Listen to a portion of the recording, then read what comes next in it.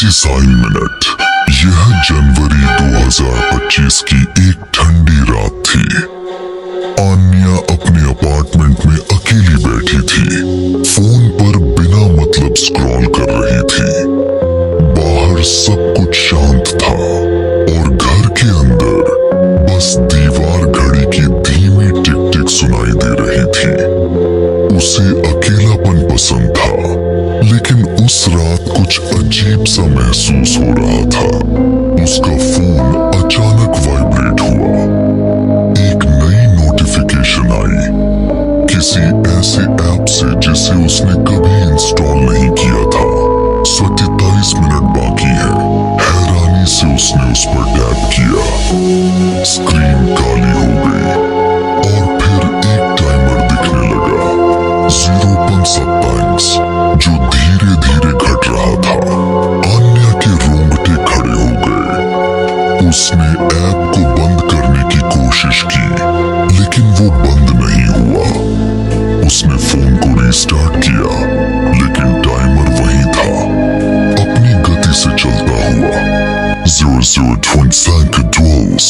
डर के मारे उसने अपने सबसे अच्छे दोस्त कुणाल को कॉल किया और उसे सारी बात बताई।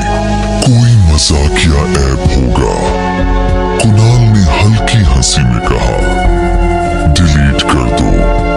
मैंने कोशिश की, ये हट नहीं रहा। आन्या ने कांपती आवाज में कहा।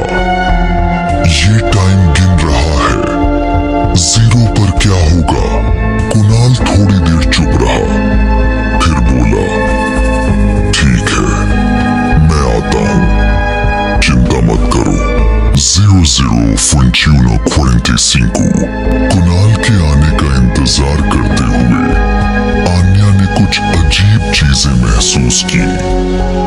लाइट्स टिमटिमाने लगी, कोनों में परछाइयां हिलती हुई लग रही थी और कमरे का तापमान अचानक गिरने लगा। उसने थर्मोस्टेट चेक किया, 20 DGC दिखा रहा था, लेकिन उसकी सांसें ठंड में धुएं जैसी दिख रही थी। टाइमर चलता रहा। 00:18 संडे। उसका फोन फिर बजा। इस बार ऐप के अंदर से एक मैसेज आया, वो समय पर नहीं पहुंचेगा। उसका दिल जोर से धड़कने लगा। उसने फिर से कुणाल को कॉल करने की कोशिश की, लेकिन लाइन में अजीब आवाजें आने लगी।